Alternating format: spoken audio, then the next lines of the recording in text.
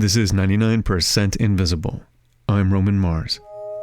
On May 8th, 1945, the Allied powers declared victory in Europe, putting an end to the Nazi regime. President Truman addressed the nation. General Eisenhower informs me that the forces of Germany have surrendered to the United Nations. Much remains to be done. There was a lot to be done. Rebuilding Europe, setting up a provisional government, and getting Germany to be less, well, Nazi-ish. Our producer, Sam Greenspan, is just back from Deutschland. And to that end, there was one thing that the Americans and the British and the French and the Russians all wanted out of Germany. It was a book. Mein Kampf, or My Struggle, was Adolf Hitler's fictionalized autobiography, and in it he outlines his political ideology and plans for Germany's future. It's a synthesis of his hatred for Jews and other groups, and it was everywhere. The whole number of sold copies of Mein Kampf, only in Germany, at the end of the World War II, was 12.45 million. And around 1 million copies in many, many different editions and translations in other languages. This is Sven Felix Kellerhoff, a journalist and author of a book about Mein Kampf. He says that according to one survey after the war, every fifth German, 1 of 5, have read Mein Kampf. Mein Kampf was given out to people when they joined the Nazi Party. And in some cities, the government would even give it as a wedding gift. Gives a copy to fresh married couples.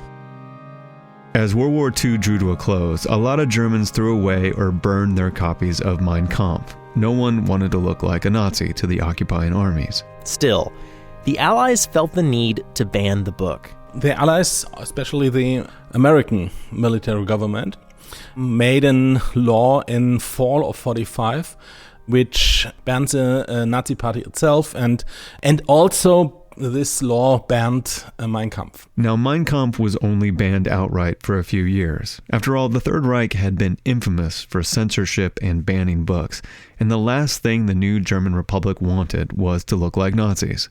Hitler's intellectual property, including Mein Kampf, was ultimately given to the government of Bavaria, the state in southern Germany where Hitler rose to power.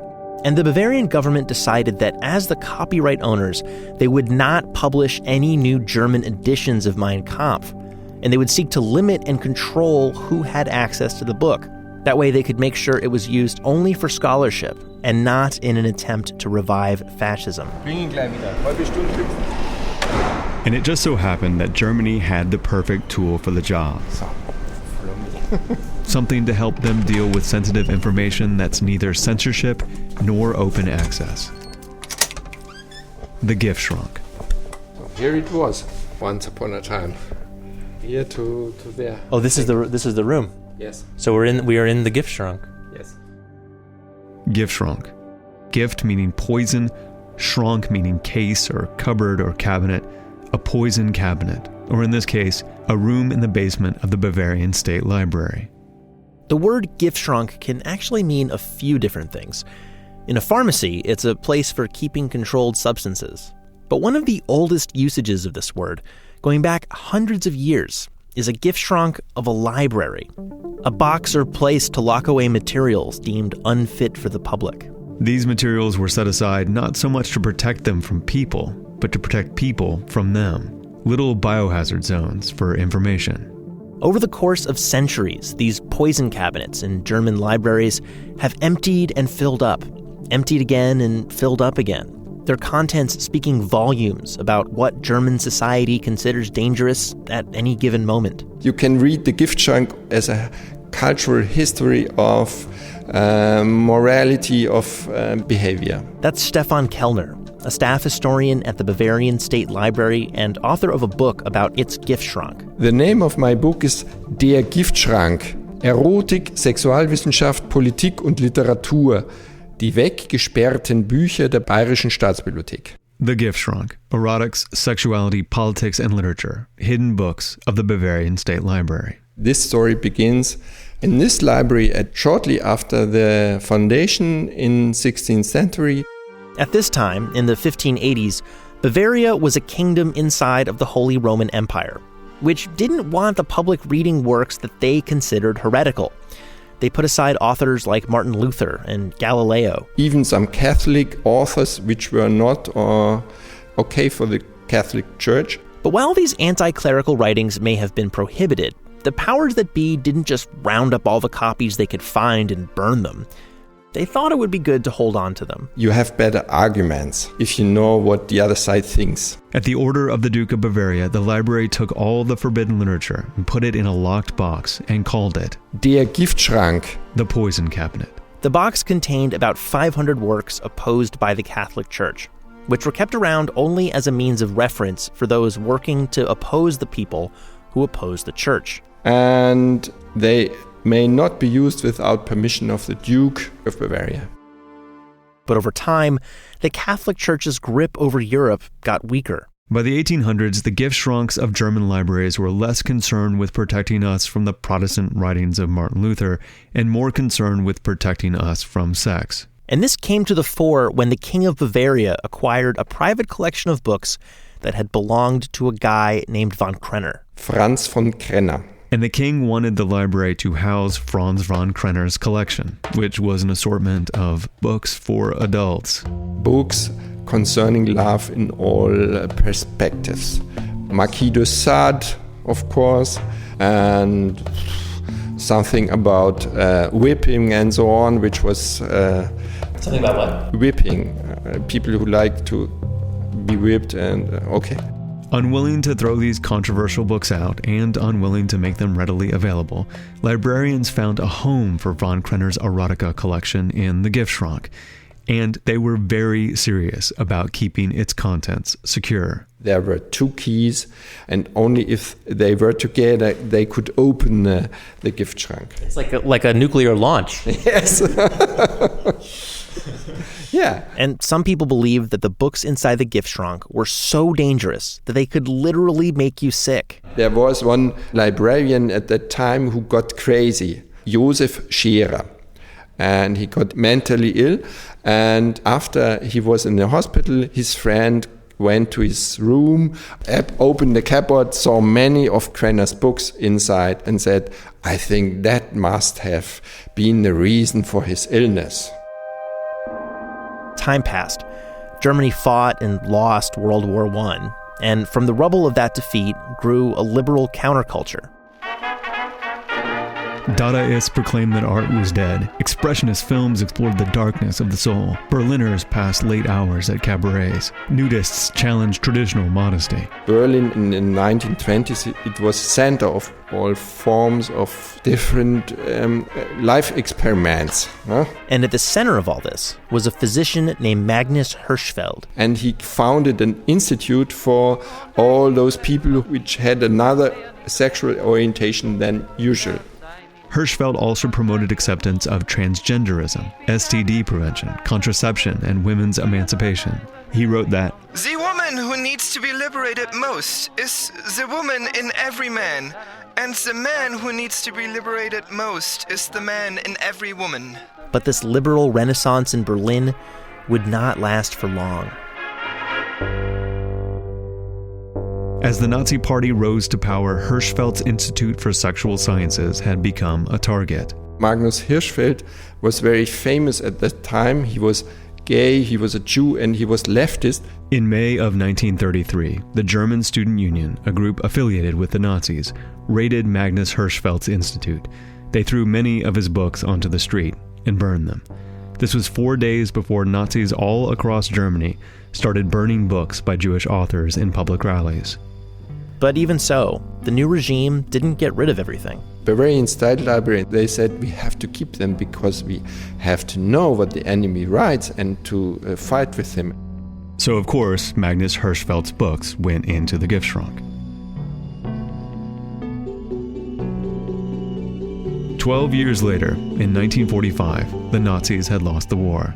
And now their own literature, including of course Mein Kampf, was thrown into the Giftschrank.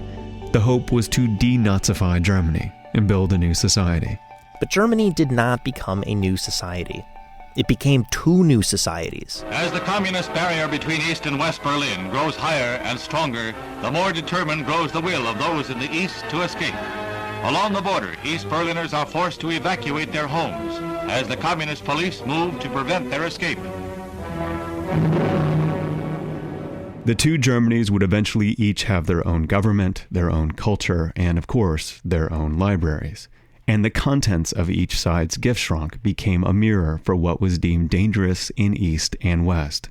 So the Nazi stuff, Mein Kampf and the writings of Joseph Goebbels and Alfred Rosenberg, this could be found in Giftschranks in both West and East Germany. But while West Germany actually thinned out their Giftschrank over time, allowing more access to so-called pernicious information, in East Germany, it was the opposite. East Germany was a dictatorship, so there was like a very obvious and strict censorship.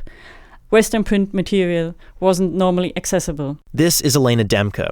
While she was a student at university, she was looking to read some banned Czech poetry. And with the help of an idealistic professor, she was able to get access to the room where the university library kept its banned material. Well, the nickname was Giftraum, poison room. Well, I remember being really nervous and excited when I went there. It's a very big, representative 19th century building. So you have to go to the major staircase, and you go up major staircase. And keep going up. And then there's a smaller staircase, and you go up a smaller staircase. Until you reached a spiral staircase. You had to climb up a spiral staircase. And all of a sudden, you're standing in front of a bunker door. It was made of iron. It had a big circular glass window made of very thick glass. And it had two huge bars which you had to push down at the same time in order to open the door. Past the bunker door was a dark room. A stern-looking lady checked to see if your name was on a list. Then she got your book and let you go through another door. And then you went into the small reading room, which was strange enough, a little glass dome. So it was a very light, a very, very pleasant, sunny place. In East Germany, the Giftschrank had become a place you could visit. And in this library at the University of Leipzig, the Giftschrank was actually a pretty lovely place to be. Was the best reading room in the house, actually. You trying to see what people were reading? Of course I was. Elena had been hoping to meet other counterculture types who were also there to read politically conscious literature. I was disappointed realizing that the other people were not reading politically relevant literature.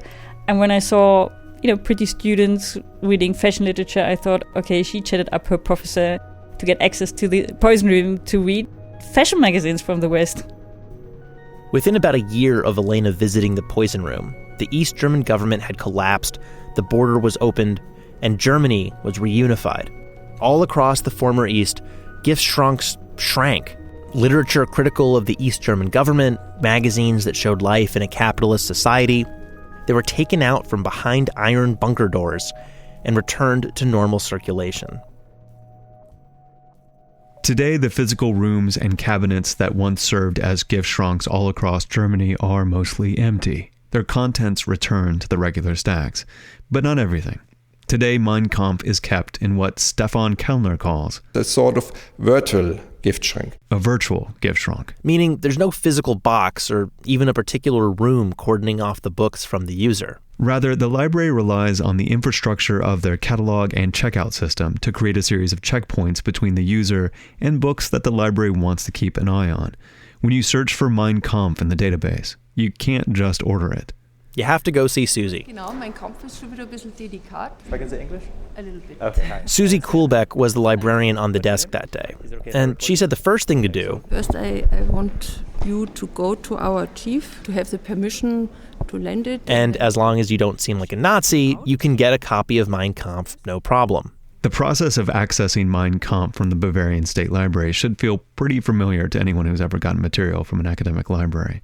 But if you're underage... Under 18, they need the signature from the parents. Or you dress like a goth. If he has a gothic costume, Well, good luck getting through, Susie. Yeah. If someone says, I want to get this book because I want to learn how to be a Nazi... No, then comes a no. Though, if you do go through the trouble of checking out Mein Kampf, just don't go in expecting too much. I read it. It's boring. It's really boring. It's really... These days, of course, you don't need a library to read Mein Kampf in Germany. It's not hard to find a copy at an antiquarian bookstore, and the text has been on the internet for at least a decade. Of course, you can get Nazi literature in the internet and so on. But even if the book is readily available on the internet, Stefan Kellner says the library still has a responsibility to try to control who reads their copies, and for what purpose. Even if it's a bit anachronistic, we have to be a little careful. Not a little, we have to be careful with this part of our library. And now, for the first time since Hitler was in power, new copies of Mein Kampf are on sale in Germany. On January 1st, 2016, the copyright of Mein Kampf expired, which means this book is now in the public domain. The Institute for Contemporary History in Munich has just published a new critical edition of Mein Kampf. This edition is big, it's heavy, it's expensive, it's 2 volumes with 1,500 pages of footnotes and commentary meant to disprove and contextualize all of Hitler's claims. There's no way you could mistake it as anything other than serious scholarship. It makes you work through layers and layers of critique in order to get to Hitler's writing. It's almost as if the publishers wrapped a Giftschrank around the new edition of Mein Kampf so that the world would be inoculated from its poison.